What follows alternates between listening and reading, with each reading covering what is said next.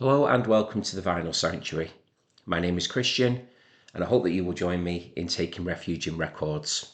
So I'm here today with the second and final part of my birthday vinyl haul mini-series, where I'm taking a look at the records that I was truly blessed and lucky and privileged to receive during the course of my 43rd birthday at the time of recording, so back in Easter 2025. So if you would like to see the first part of my vinyl haul, then I will pop a link to that video in the description box to this video that you're watching now. And I will also be popping in there a link to my Lake District vinyl hunt video as well, because those records that I got up in the Lake District, for anybody who may not have watched that video, there were 4 albums which I got up there at a brilliant record fair. They were part of my birthday haul technically as well, so I'm going to lump the whole lot in. So there's 22 records in total over the 3 videos.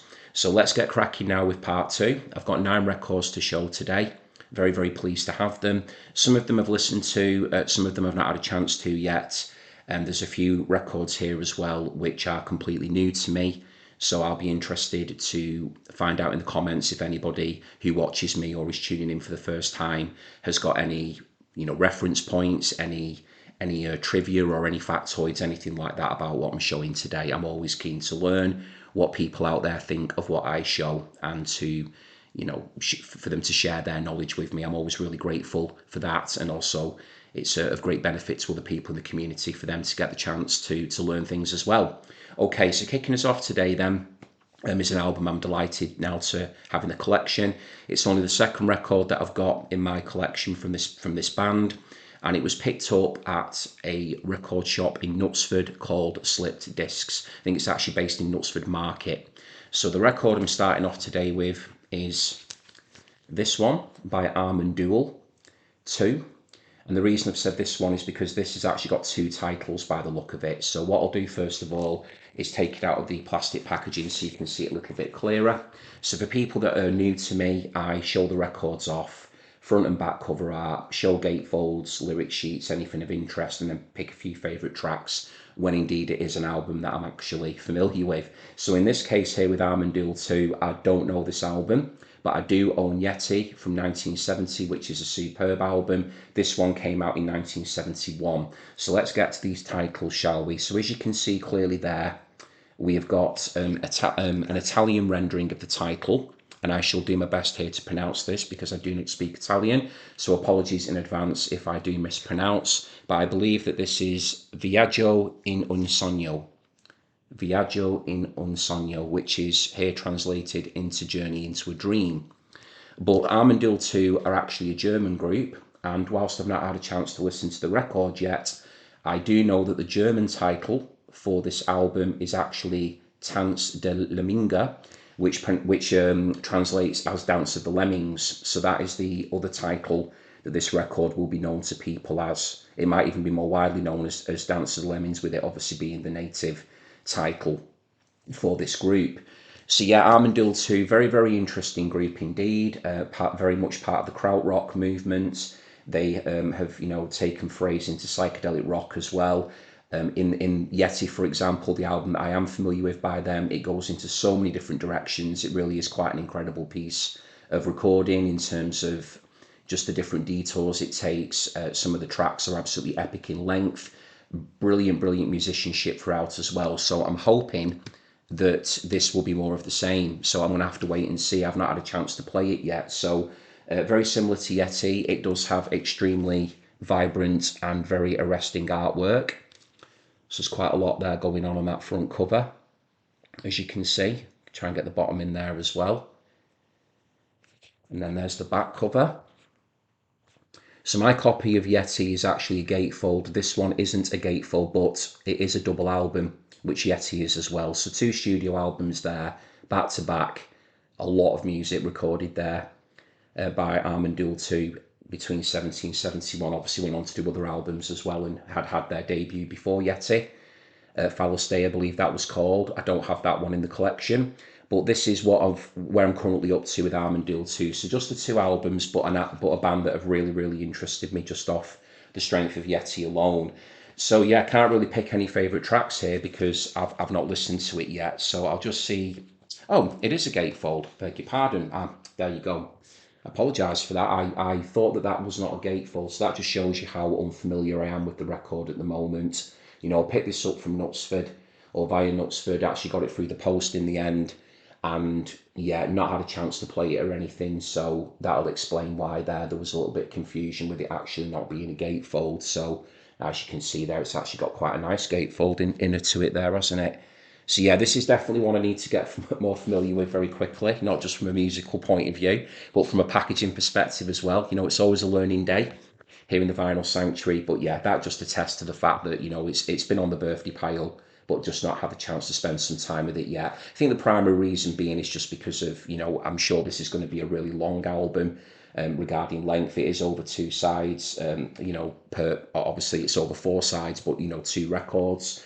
So there's a lot of music there, and I think it's just a case of picking the right moment, the right time to sit and really enjoy this and, you know, take it in for what it is. That was certainly the case with Yeti. I think that's going to be a real mood album for me, and it may be the case with Journey into a Dream or Dance to the Lemmings or, you know, whatever title you'd like to give it.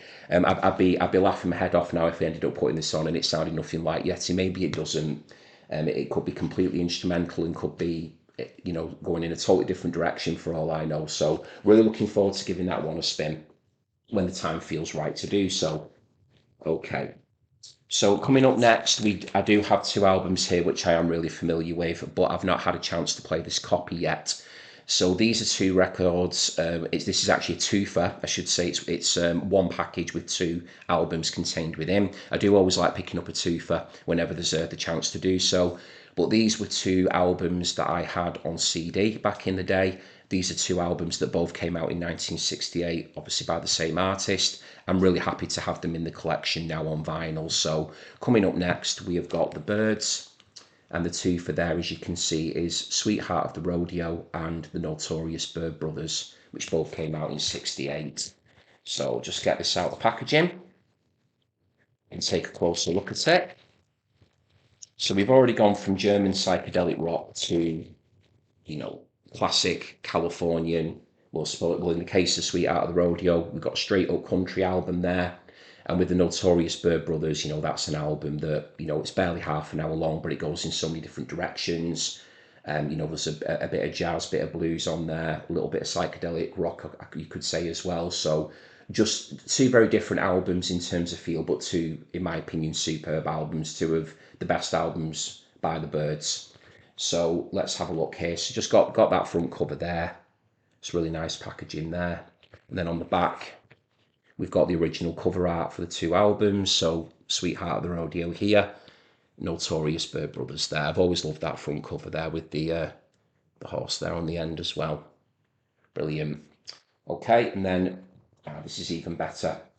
So when we open it up, take the 2 records out there, so it makes it easier to show. So when we open it up there, the gatefold, look at that, you've got the original cover art in all its glory there. So just hold them there for people to see, to get a chance to have a good look.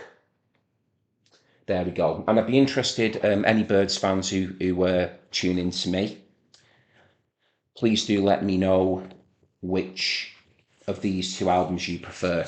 Or do you know, do you rate them equally? Do you feel that one is markedly better than the other? If so, why? You know, maybe you're more of a country fan and you just prefer that sound that they were going for on Sweetheart of the Rodeo. Maybe, you know, you're big Gram Parsons fans. Obviously, Sweetheart of the Rodeo marks the period when Gram Parsons was in the group. So please do let me know what you think of them 2 alongside each other. So favourite tracks then. So let's start off with Sweetheart of the Rodeo. Well, my favourite on here on the album has to be Hickory Wind. That's just a beautiful Byrds song. Yeah, I'll hold it there so you can see it.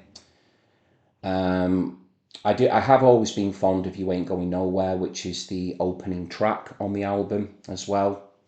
And if I was to pick another one that I've always really enjoyed on Sweetheart of the Rodeo, I would say You're Still on My Mind. But for me, it's a consistent album. I do enjoy it very much, but for me personally, given that I've put the question out to you, tuning in, my favourite of these two albums is the Notorious Bird Brothers. It is my favourite of the two.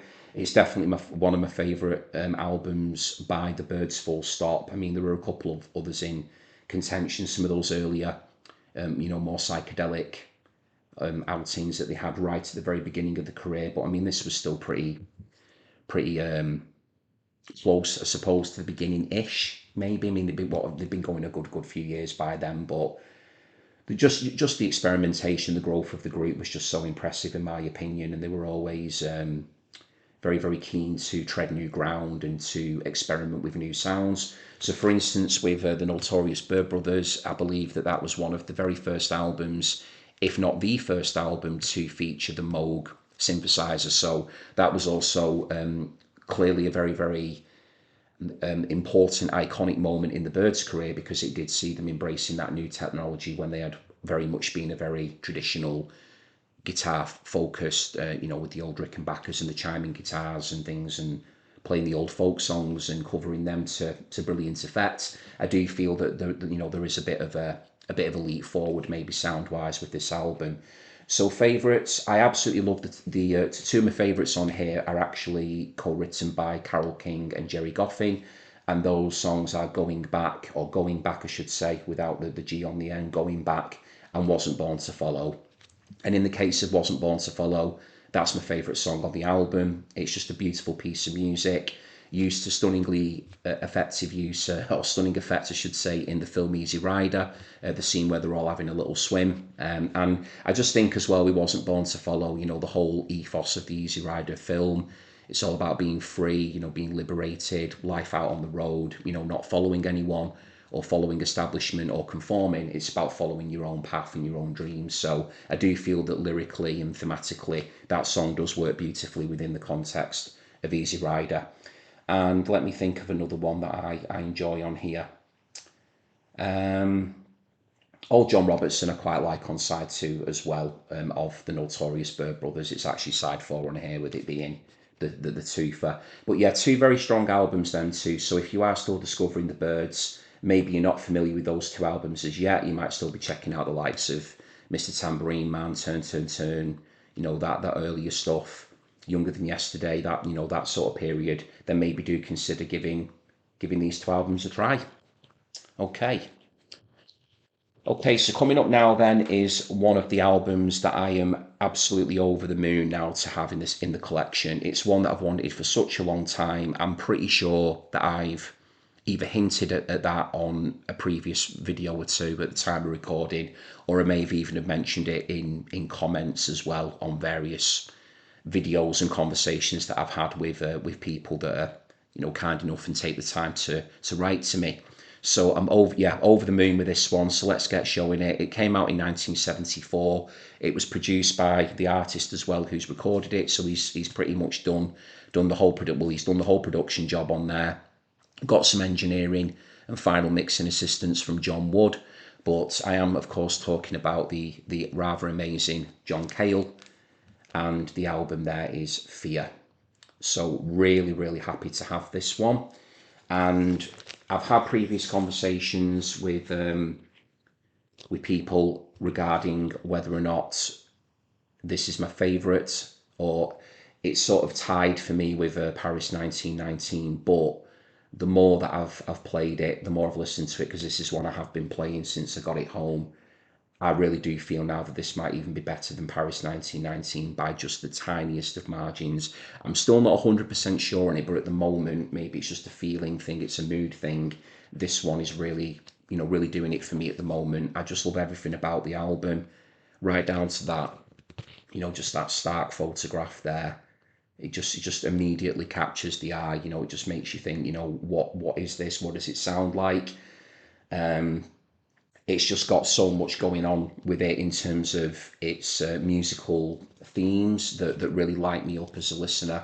It's very arty in places, it's very experimental.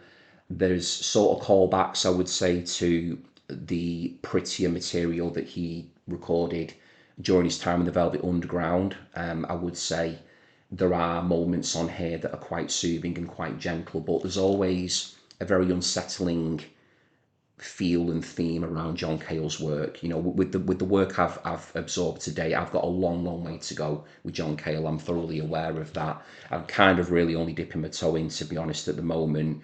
I don't claim, and I'm certainly not a scholar in his work at all, but from what I've heard, I've got 3 albums in the collection at the moment. I've got this one, I've got On Histoire, and I've got the aforementioned Paris 1919. But this one here is really just giving me what I need musically. Vintage Violence has been recommended to me by a number of people as well, so I feel that that will be where I go next regarding my next John Cale purchase. And I've been after for so long Songs for Drella as well, which he created with Lou Reed. That's definitely on my vinyl wish list as well. Okay, so let's get back to Fear. So we've got, you know, Phil Manzanera on here on guitars from Roxy Music, of course. He was his label mate on Island Records. Fred Smith on drums. Got Eno on here as well. I think Richard Thompson, yes he does. Richard Thompson makes an appearance on here as well. So there is some really heavy hitters on here. We've got a special guest, Judy Nylon, on the song The Man Who Couldn't Afford to Orgy, which is one of my favourite songs on the album. But along with other favourites, Buffalo Ballet, wow, on side A, track 2. Can't get enough of hearing that song. That might be tied at the moment for me for my favourite John Cale song with Hanky Panky Know How, which is off Paris 1919. But again, I think with that one, if I'm going to be completely honest, I think Hanky Panky Know How's winning that one. That at the moment, as things stand, is my favourite John Cale song. But Buffalo Ballet is really not far behind. So if anybody doesn't know that one, beautiful piano piece, great, beautiful lyrics, gorgeously sung by John Cale.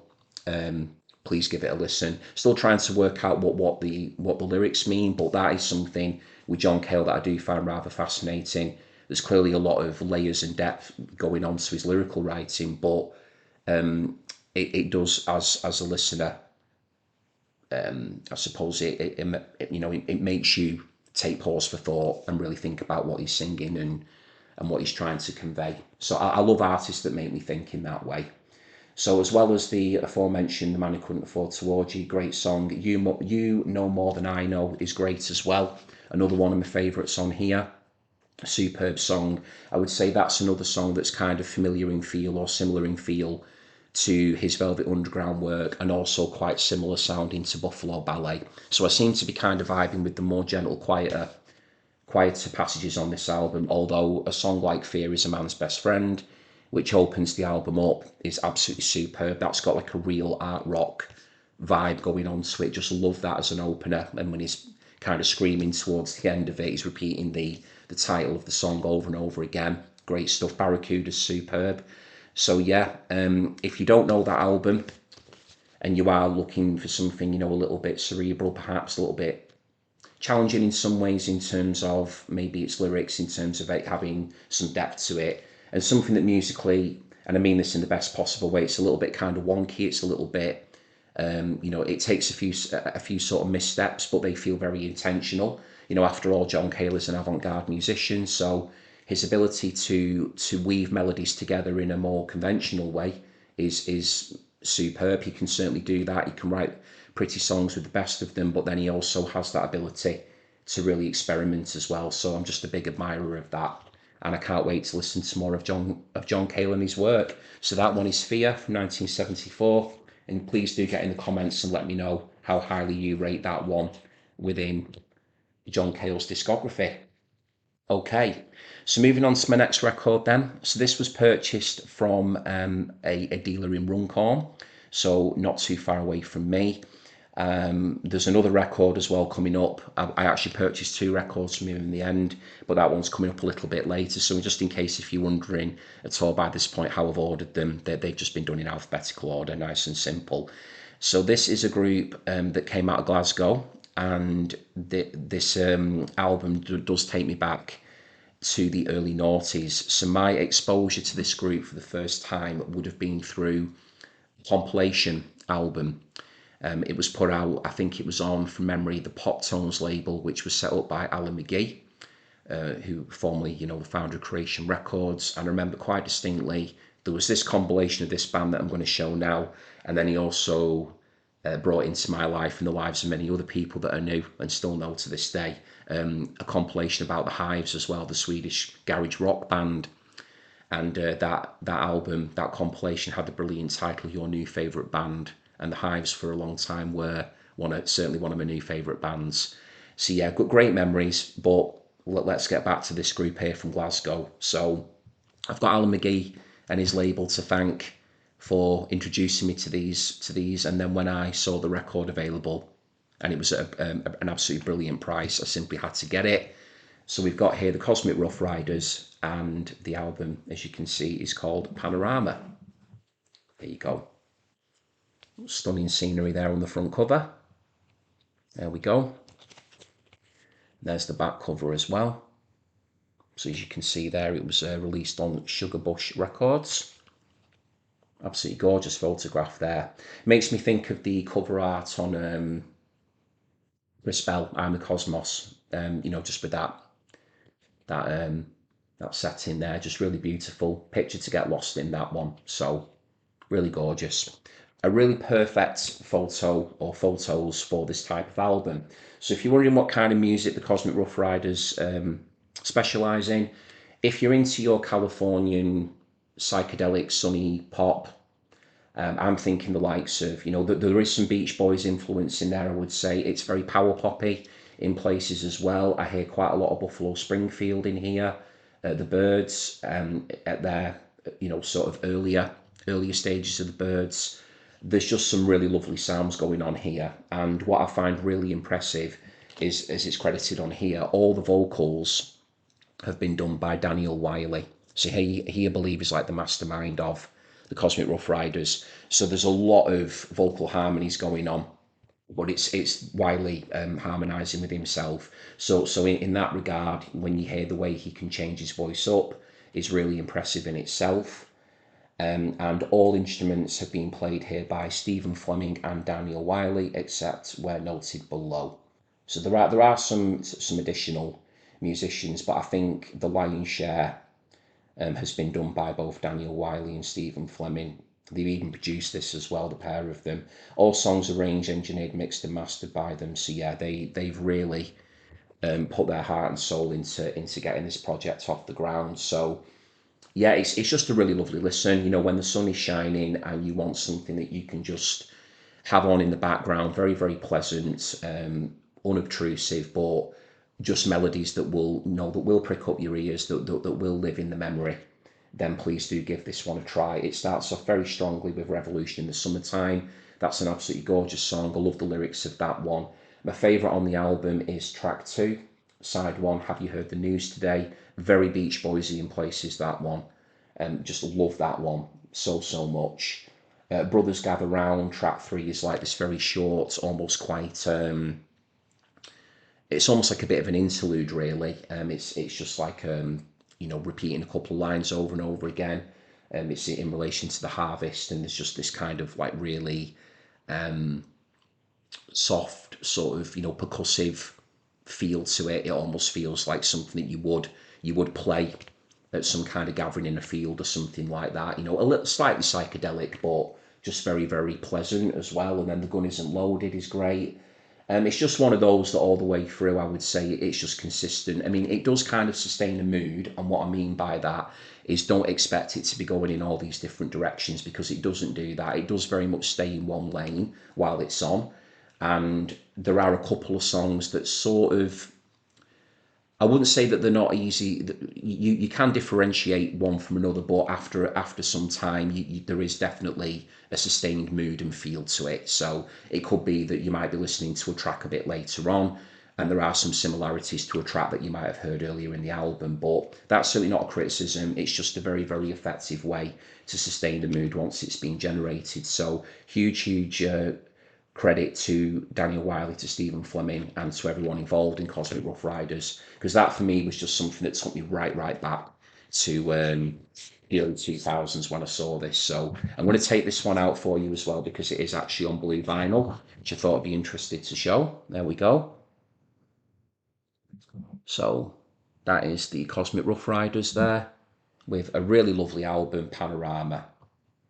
And I'm just trying to double check when this originally came out. I think it might have been 2000, I think. Try and see if I can see anywhere. This isn't an original pressing, of course. This is a reissue, this one. So I'll just double check that.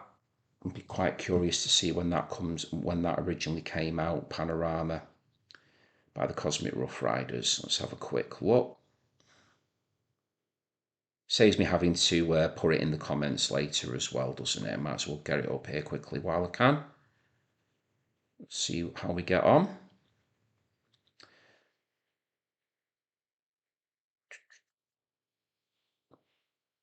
Yeah, I think it was. Well, yeah, that compilation was 2000 as well from the look of it. Yeah, it was 2000. I need to trust my memory a little bit more, I think. Yeah, it was, wow, 25 years ago. Incredible, that. But yeah, such a lovely, just a lovely, lovely album, that one. Very, very enjoyable. Okay, so let's move on to the next one. So this is quite a world away now from the summer, the summery poppiness of the Cosmic Rough Riders. And this one, I would say, I've not actually had a chance to listen to all of it yet, although I'm very, very keen to finish it off. I've listened to a few tracks on side one, and then I got called away to do something, and I had to turn the turntable off, and then I've not had a chance to go back to it. But I'm going to remedy that sooner rather than later. So coming up next, we have got Dreamtime by the Cult. And the Cult, to be honest, are not a group that I know an awful lot about. And that might surprise a few people that tune into me regularly. Because I absolutely love post-punk, alternative music. I love goth rock. There's so many, I suppose, subgenres of rock music that the Cult tick the boxes of that I'm really into. I mean, even that kind of slightly later stuff, or in their heyday, the likes of Electric, where they were going more in sort of an AC/DC sort of straight up hard rock direction. I love a lot of that stuff as well. But what I will say about this one, from what I've heard at the moment, is it is post punk. This is like quite gothic actually in places, or certainly throughout from what I've heard. Unless side two goes into some completely different direction that I'm not aware of, then I think this one is basically just straight up goth, but in a really, really effective way. So Ian Astbury sounds superb on it. The only other record of the Cults which I'm familiar with and which I do have in my collection is Love, which I think for a lot of people is it regarded as being the Cults' best album? Again, I'm not in a position to judge that because I've not heard all of the Cults discography to be able to rank it, but I think Love is a brilliant album. It's got the legendary She Sells Sanctuary on it, of course, as well.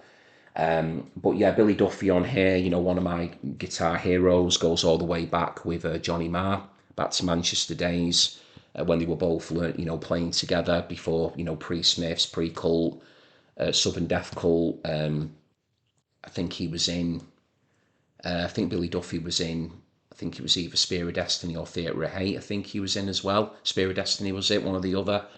Someone will correct me on that. I know he was in one of them groups anyway, and then went on to get involved in the Cult. Got Nigel Preston here on drums and percussion, and we got Jamie Stewart on bass as well. Another thing that really struck me about this packaging is, and I'm pretty sure, I'll just double check before I say that, I don't think it's on 4AD, is it? No, it's on Beggars Banquet.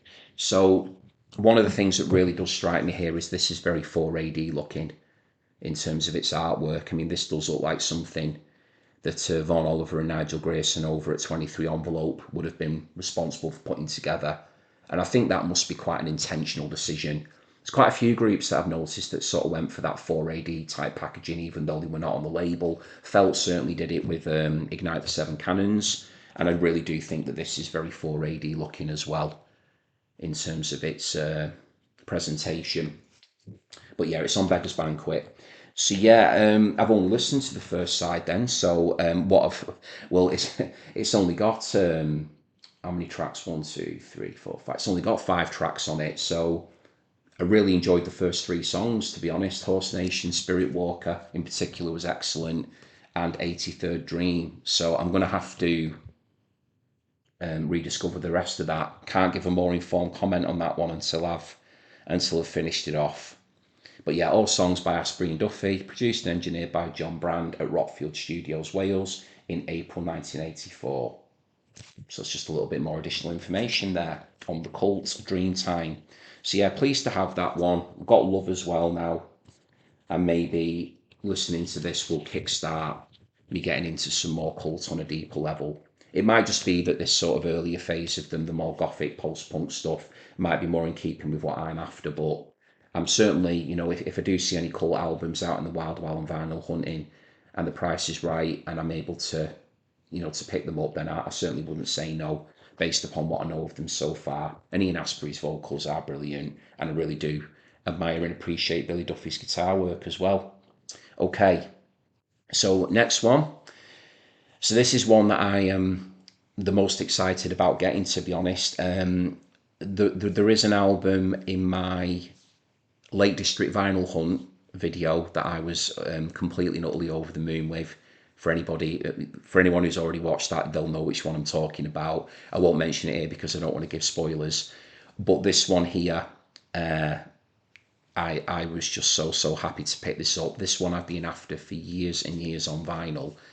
Got it at a really good price because it does have some damage to the sleeve. It's actually got a piece cut out of it, which I'll explain in a minute, but that was reflected in the price. I did sort of and err about whether to go for it because of that piece missing, but then in the end I just thought, you know what, I've wanted it for such a long time. I've never really ever come across it out and about. When I have come across it in the past, it's always been at just an amount of money that I either couldn't afford it, with what I had on me money wise, or just felt that maybe the condition when I'd opened it up wasn't really in keeping with spending that amount of money on it. So this one here now is a record I've loved from being a kid, and just one of the best albums of the late 1980s, just of music, full stop for me. So let's show you. We've got 3 Feet High and Rising by De La Soul. So this for me is like a bit of a grail, to be honest. I think my enthusiasm and excitement has already come through just in that introduction. So before we get into favourite tracks and me talking a bit about the record, let's just show you this damage. So it's got here a cut out there. So what used to be there, or what is there typically for people who don't do what has happened here, is like these 2 little icons that are called like proof of purchase tokens or something or other, or coupons or something like that. So somebody's cut them out here on my copy, obviously. So yeah, I was a little bit, it's not perfect, but everything else in it is perfect. It's got original in it. The record plays brilliantly. It's a little bit quiet, but I don't think that's actually anything to do with my copy. I've been reading online about people that have this edition of it. This is like a rough trade issue of it. I do think it's an original from '89. I'm pretty sure it is. But this one was manufactured and distributed by Rough Trade, so it's an English press, this one. But it's got like the Tommy Boy and Big Life logos there as well. But yeah, it's just quite quiet. So when I was playing it, I did have to crank it up, which was no bad thing. But everything else in here is fine. So I'll show you the inner as well, and then we'll get on to favourite tracks. I'm just talking about this record. So I had it on CD back in the day. I had a double CD version of it, and it's just a record that makes me smile. It lights me up. It's definitely another one to put on when it's summer and the sun is shining. I am really into sort of this sort of daisy age hip hop thing. I mean, I'm not the biggest, or would say the most knowledgeable of hip hop fans. I do like a lot of hip hop, but I certainly wouldn't say that I'm anyway again a scholar in that field. I don't have much hip hop in my record collection. I just do tend to gravitate more towards my rock music. But what I do like, and what I love. And De La Soul, I would say I do love it. I also love PM Dawn as well. They're a group that have got one of my favourite records of that decade was a PM Dawn record.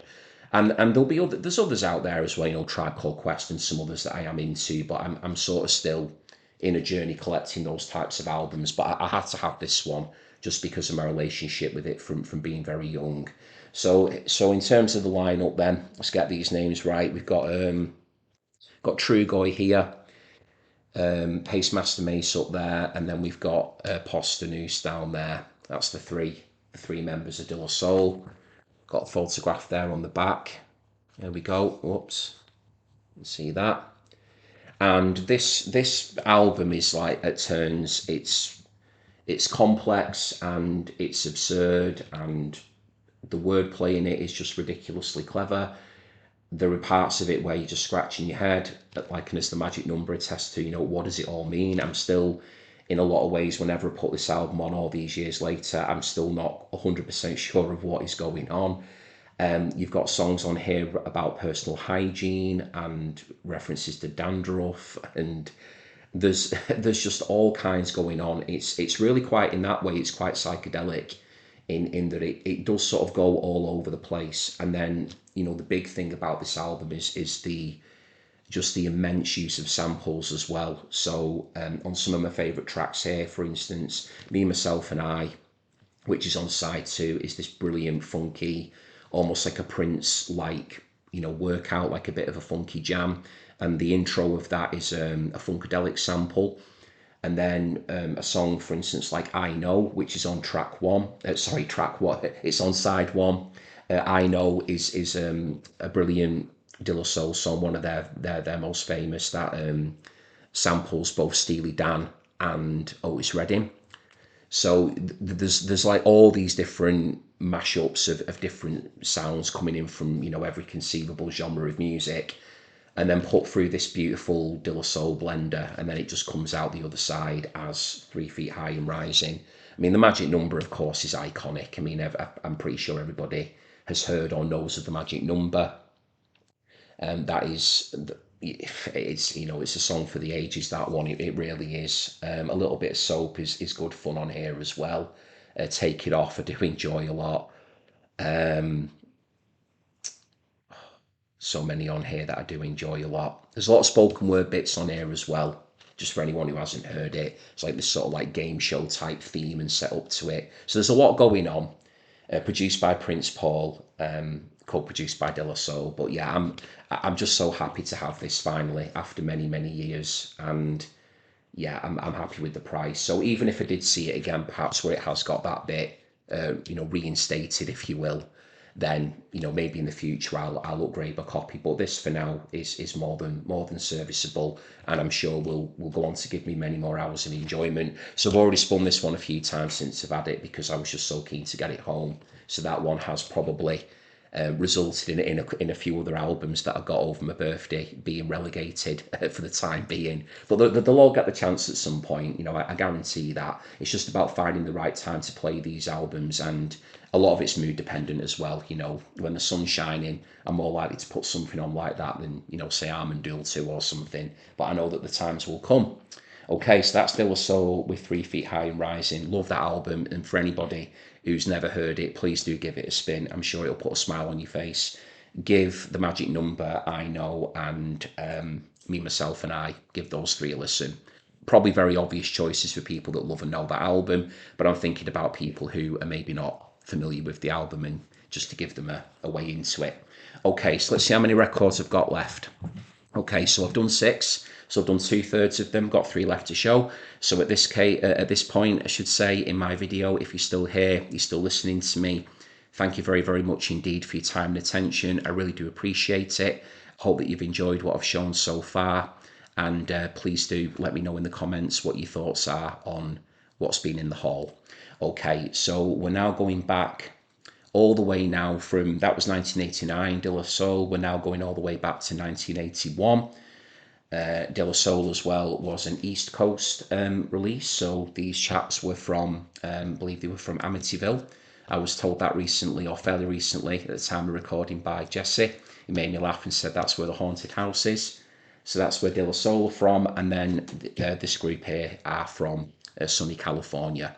So coming up next in my birthday haul, we have got a lovely copy here, reissue of LA Woman by The Doors. Love this album. Managed to give this one a spin as well. This will be the last record I'm showing today where I've actually had a chance to give it a spin. At the time I've made this video, these last two I've not played and I don't know anything by them either in terms of tracks and stuff. So them two will be interesting. So this is an album, again, you know, I had it on CD. I've known and loved this album for years, but just the case of finally getting my hands on it. I was really pleased to get hold of it as well because my wife's a big fan of the Doors. This was the second album as well that was purchased from the dealer in Runcorn, so I was able to pick up the Cosmic Rough Riders and also the Doors. So that was a really lovely, you know, a lovely pairing there to be able to get there. Okay, so classic lineup, of course. You know, we've got Ray Manzarek, John Densmore, Robbie Krieger, and Jim Morrison. You know, they are the Doors. That is the quartet. We've also got Jerry Sheff playing bass on here and Mark Benno on rhythm guitar as well. Produced by Bruce Botnick and the Doors. So I'll just show you the inside. So this is really lovely, this packaging. So if you take this bit out here, we've got the yellow background there. You take that out and we just have the image there in isolation. There we go. Love how that's been done. As you can see there, the way it's been put onto the plastic. And then we've just got that yellow covering there like that. And then we just inside there, we just have the plain white. It there with the Elektra, the iconic Elektra label there on it as well.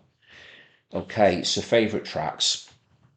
Again, probably very obvious. This is all like kind of embossed as well, which is lovely there. Yeah, that one isn't, but Doors is there. Right. Always love the Changeling.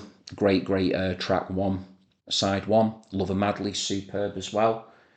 This is a strong one all the way through this one. This is arguably one of the Doors' most consistent albums, I would say. LA Woman title track is just immense. 7 minutes, 49 seconds. Real sort of bluesy, you know, rocky vibe to that one. Jim Morrison sounds great on it. This is when his voice had kind of gone into that slightly more gruff.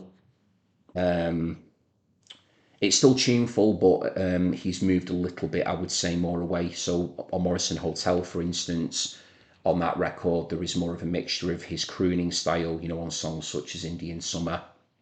And then you've got that more gruff kind of voice that he uses on a song like Roadhouse Blues. I would say this album, he utilises the Roadhouse Blues voice a bit more. However, having said that, he sings beautifully on Riders on the Storm, which is the closing track on the record. Riders on the Storm is an absolute epic. For anyone who's still getting into the Doors, that's an essential song of theirs, really.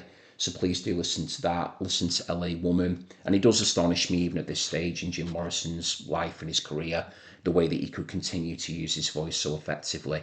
An absolutely iconic instrument within their, you know, within their group. Gave them their sound. Just a wonderful vocalist. But in Robbie, Ray, and John, incredible backup from a musical perspective as well. And I would say my other third favourite. So I've actually already said about 4 or 5. I mean, LA Woman, Riders on the Storm. I'd probably say Lover Madly as well would be the 3 that I would check out from that album. But you can't really go wrong with that one from beginning to end. It's just a really good, strong listen, that. And again, you know, please get in contact on the comments. Where do you rate LA Woman amongst the Doors' discography? You know, is it amongst your favourites? Is it one maybe that you have not listened to in a while? You know, do you prefer the likes of the debut and Strange Days over this one, Waiting for the Sun, Morrison Hotel? I mean, there's a lot to choose from. Soft Parade. Just let me know where you would put the LA Woman amongst that catalogue. But for me, a very strong album, that one. Okay, so 2 left. So one of them is by an artist that I absolutely love to bits, but I just don't know much about this album at all. And I'll be honest and say I've kind of actively avoided it for a long time. I'll get into that in a little while when I get to it, because it's the last one I'm showing. And I feel a bit daft that I've sort of avoided it, because it's very unlike me to usually listen to what other people think in regards to recommendations with music. Usually I'll just go for it and listen to it and kind of trust my own judgment. But because I'd read quite a few times in various places that the album just wasn't very good, I'd actively avoided it. Maybe just because I didn't want to feel immense disappointment given how highly I regard this particular artist and I've loved so much of what he's done elsewhere. But I've got over that, I've got over myself and thought, no, I'm going to get it, which I did, but we're not quite up to that one yet. This one that I'm about to show now, I know nothing about it at all other than the fact that I loved the cover art and the back cover photo.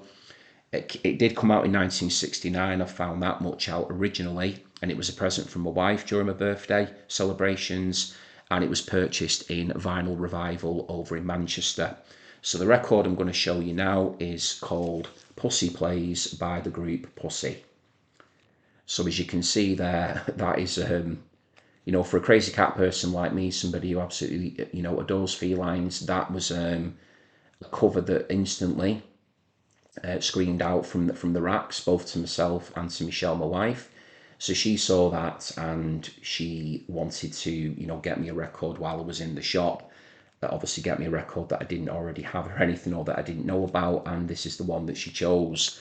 And then we've got that got that picture on the back there as well. So yeah, Pussy Plays by Pussy. So I do know it's a psychedelic record. It says so there on the hype sticker at the top. So it says here, Pussy Plays, limited edition, 180 grams, coloured pink vinyl. I'll get the vinyl out and show you in a moment. Ultra rare psychedelic rock album. So that was enough for Michelle's interest to be piqued and mine as well. And she went ahead and got it for me, which was extremely kind of her. So yeah, not played it yet. So I think I did, actually, no, I did. I got into a conversation with a couple of people, there we go, on some videos back where I think I might have mentioned this one as like a bit of a teaser, but didn't give the name away of the record or the artist or anything, because I wasn't sure if anybody might have heard of these guys or know anything about them. There is definitely people that tune in to me that are very, very up on their psychedelic rock. And I'm sure to them they'll be looking and thinking, oh God, yeah, of course I know that record, or, you know, they'll own it themselves, but I don't know anything about it. So if anybody wants to kind of prepare me for what to expect, you know, in terms of who they sound like, then I would love to know. But again, when I feel like the time is right, I'm gonna be sticking that one on, and no doubt I'll really enjoy it. So can't mention favourite tracks, don't know anything yet. But you've got some interesting titles. Tragedy in F minor sounds like something that'd be up my street. We Built the Sun, that sounds very psychedelic. So yeah, we'll see how that one goes. So yeah, that was from Vinyl Revival over in Manchester. Pussy Plays on pink vinyl. Okay, so the last one. So this is the album that I was avoiding, or have avoided, just because, again, very unlike me, but wasn't sure where to go with it, but I went for it. Saw it at a really, really cheap price. So the artist who in question here, who I absolutely love to bits, is Todd Rundgren, and the record is Healing. Now I'm wondering at this point, when I've held it up, people are going to start, you know, shouting at the screen and saying, how on earth have you avoided that for so long, or what are you playing at, why haven't you got it earlier? Well, I'm just being honest here with everybody. I've just read reviews of this in the past, and people have just said, you know, it's a bit of a waste of time. It's Todd going off in this, you know, quite a boring direction musically. You know, it doesn't have much going on to it. It's this kind of very new agey spiritual thing, which, even though I'm actually a very spiritual person, again, I've got no excuses really, just to say that perhaps what I'd read about it had put me off, but it was there, it was lying there, and I thought, you know, I'm going to get it, which I did. Trying to remember where I got this one from, actually. Yeah, I can't remember exactly which shop I got this from, but I did get it out on my travels. You know, I sort of had a lot going on with my birthday celebrations. It wasn't in the lakes or anything, but this actually could have been in Vinyl Revival itself, actually, to be honest. It might have been. This might have been one that I was looking at while Michelle was looking at the other one. But yeah, I just picked it up and thought I'll go for it, but I've not played it yet. So maybe if people can give me a bit of an insight into their experience with Healing, if they do indeed know the album, let me know when I should put this on. You know, is it a bit of a mood piece? Maybe something for a Sunday afternoon? Is it quite a contemplative album? Maybe one to put on at night time, perhaps. But yeah, I'm not sure. really what to expect. It's just got a plain black inner. I did do some very brief reading up on it, and I believe that some copies of this record actually originally came with a 7-inch, which this one doesn't have. There's no track listings on here that would indicate that a 7-inch should have been with it. I've checked, and all the tracks that are listed here are on the record itself. So, you know, it seems to be all complete and as it should be. As you'd always expect with Todd Rundgren, singing, playing, writing, production and engineering has all been done by Todd. And yeah, I'm just hoping it'll be good, if I'm being honest, because there's so many Todd albums I've got in my collection here that I just adore. I mean, Something Anything is just genius. A Wizard, a True Star, I love Todd, the self-titled album. I love Runt.